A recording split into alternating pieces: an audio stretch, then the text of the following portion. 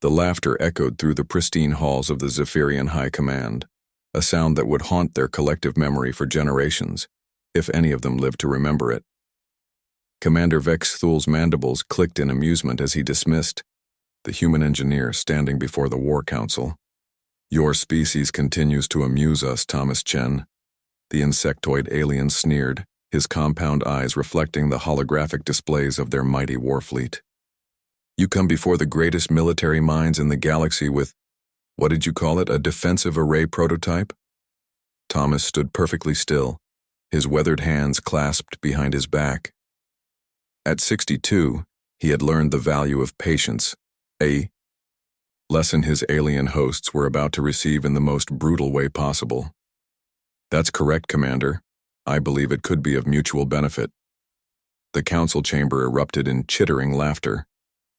The Zephyrians had conquered 17 star systems in the past decade, their biomechanical warships cutting through enemy fleets like plasma through tissue. They were the apex predators of space, and this lone human had the audacity to offer them protection. "Human," Admiral Crixtal interjected, her voice dripping with condescension. "Your entire species couldn't field a single ship that would last 10 seconds against our weakest destroyer. What could you possibly offer us?" Thomas's expression remained neutral, but something flickered behind his dark eyes, something the Zephyrians' advanced sensors failed to detect. Perhaps a demonstration would be more convincing than words. More laughter.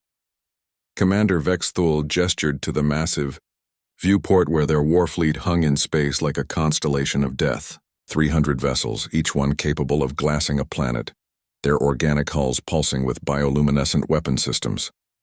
"Very well, human. Show us this prototype of yours. But when it fails spectacularly, your species will provide us with entertainment in our gladiatorial arenas." Thomas nodded slowly. "I'll need to return to my ship to initiate the demonstration." "Oh no." Vex Thul's mandibles spread wide in what passed for a grin among his kind. "You'll remain here as our guest. Your little ship can activate whatever toy you've brought from the observation deck." The human's calm never wavered. "As you wish." An hour later, the War Council had assembled on the observation deck, eager to witness what they assumed would be a pathetic display of human engineering. Through the reinforced transparent aluminum, they could see Thomas's modest vessel, a small, unremarkable craft that wouldn't have rated a second glance in any civilized spaceport. "Whenever you're ready, human," Vex Thul said, barely containing his mirth. Thomas activated his wrist communicator. "Area, initiate protocol Omega." "Acknowledged, Dr. Chen," came a feminine voice from the device. "Prototype deployment commencing." For several seconds, nothing happened. The Zephyrians began to murmur among themselves, preparing fresh insults. Then, space itself seemed to shift.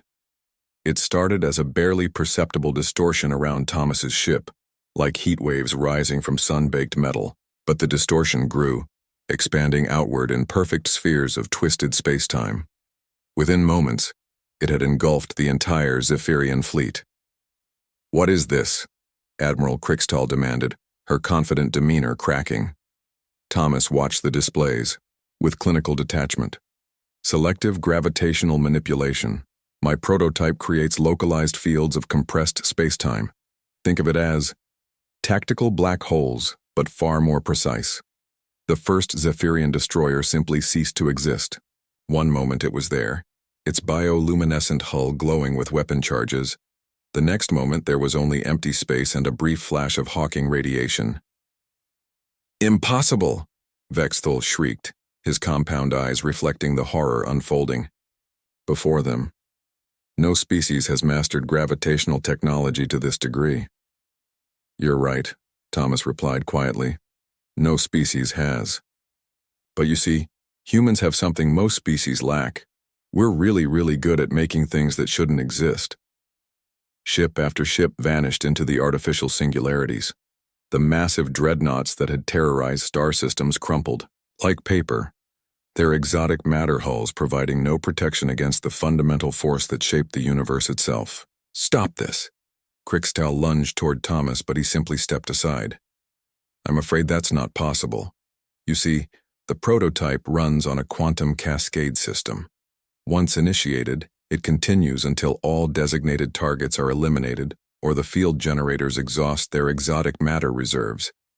The Zephyrians watched in mounting horror as their entire Warfleet, 3 centuries of military expansion, technological advancement and conquest, disappeared into hungry voids of twisted space-time. The process was neither quick nor slow. It was methodical, inevitable, like watching the heat death of the universe in fast forward. Your species will pay for this treachery. Vexthul's voice cracked with rage and terror. Thomas turned to face the alien commander, and for the first time, his mask of calm slipped just enough to reveal something far more terrifying than any weapon. Cold, calculated intelligence married to absolute conviction. Commander, I came, here offering partnership. Defense. You chose to threaten my people with slavery and death.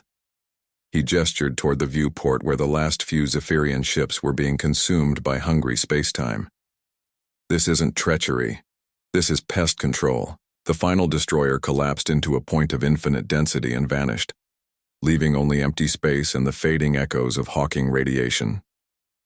The demonstration is complete, Thomas said, his voice returning to its earlier calm. My prototype has successfully neutralized all potential threats in the immediate area. I believe this concludes our negotiations. Aria's voice crackled through the communicator.